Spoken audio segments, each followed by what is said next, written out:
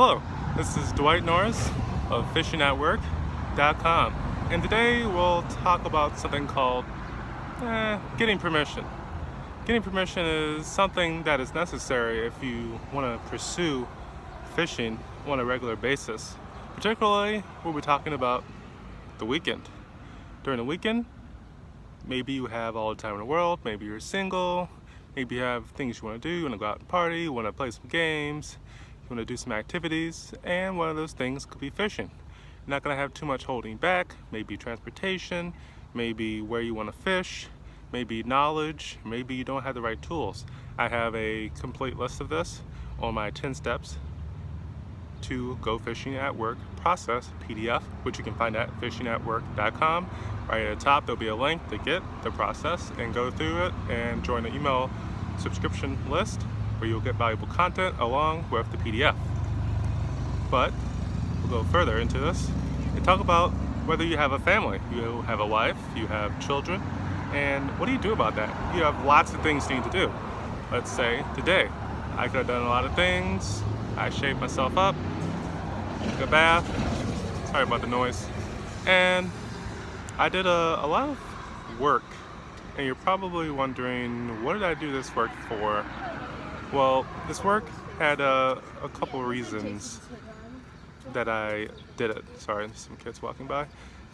One of them was because, I wanted the place clean, I wanted to organize, but more or less I wanted to organize. I have kids, stuff's everywhere, things are unorganized, I have no idea what's needed, what's not needed. A lot of things from over a year ago are sitting around, including food. It doesn't even look bad, but when you go to open it, you feel like you've just figured out that you wasted a bunch of space in your cabinet or somewhere in your kitchen where something else could have been instead of this stuff that you can't even consume. That's one reason, just for personal reasons. Another reason I was cleaning up is because it may gain favor for me to fish in the future. So if you have a wife or a significant other of whatever kind, you want to gain, I'll just call it as it is, you want to gain points, you want to gain, kudos that you can use later on to do whatever you need to do. It may not be fishing, but since you're here right now, it's about fishing. So on the weekend, when you have all these things you want to do, you have all these activities, you have all these yard work you have to do, you have to clean up, you have to take the kids out to go party, you have to go to your friend's house to help them out, or you have these birthday parties, etc., etc., etc. And if you do certain things, you already know what these things are. They're called chores or things you said or promised you were going to do within a time frame. And maybe you've, I'll do that next week, I'll do it tomorrow, I'll do it next month, I'll get around to it. And if you actually leverage these things and take action, and like I'm always talking about when we're talking about fishing and going fishing at work, if you do this at home, you could use those points to go fishing on days where you probably just totally wrote off the possibility of going, maybe on a Saturday like today, and it's a great day outside. And maybe you have tons of things you need to do. Maybe you have children with you and you're able to fish with your child. Or maybe you're not, and they'll last 20 minutes and next thing you know, they go running off in another direction and you have to chase them down, which obviously cuts down your fishing time. So maybe you need some time alone. I need an hour, I need 2 hours, I need the evening, I need the morning, and you can gain those hours. Like I did this, I completed that activity, this chore, and could I please take this time to go fishing from here and here. Now if your significant other knows how much you value fishing and how it affects you in your mind, in your body, and it makes you a better person, it makes you nicer, it makes you easier to communicate with, and it makes you a better significant other. Overall, they will agree. They will come to some kind of compromise with you and it will work out. You'll be able to fish more often, which is our goal. Now if your significant other doesn't agree with this or doesn't see the value of letting you do your hour or two you need to get yourself together, have some fun, improve your life, and help you clear your mind. I clear my mind by several things. I fish, I like to go cycling. I actually do some amateur cycling since I was in college. They got me into that. That really helps me free my mind when I just go on 50, 75, 100 mile rides and I think about nothing. and it's just so freeing. I really love it. Speaking of that, Tour de France started today. That's pretty cool.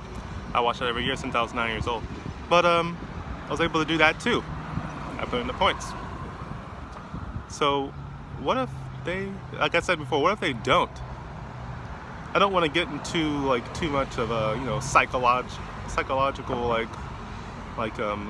opinions or things you have to do this. Like no, everybody's situation is different, and you have to kind of think about what's going on and why it's happening. But in general, you're going to have a deep conversation with your significant other to find out why you can't have this time and why it can never happen. Because never should never happen. There shouldn't be a never to anything, you know. Well, not anything, but most things. Especially just having an hour of time. Oh, you can never have that. No, every weekend we're booked for a year, we're booked for 2 years. Don't even think about going fishing. You're not going fishing. That's not what you should be hearing. You should be hearing something that, you know, a significant other would do to try to help you out. This is a two-way relationship. You give a little, they give a little. You give some, they give some, etc., etc. So when you're thinking about that, schedule whatever you have to do to get a conversation about that, and maybe some other things that you've been dealing with, to try to figure out the problem and like reach a compromise. Because I personally want you to be happy. I want you to be fishing, which is what you love to do, and you should be doing it more often. So you should do whatever it takes to make that happen.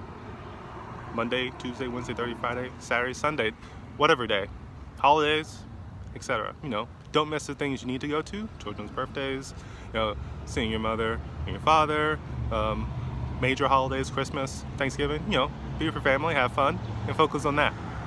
But after that, get back to fishing. So, I want you to think about these things and really, you know, try to figure out how you're going to make it happen. I'll also be making a blog post about this. I think it's important to talk about and get in on the written content, and maybe even start. No, I'm gonna focus on the written word and this audio and video, not just on the podcast. Podcast is later on. So you're on YouTube, so go down below and subscribe to my YouTube channel.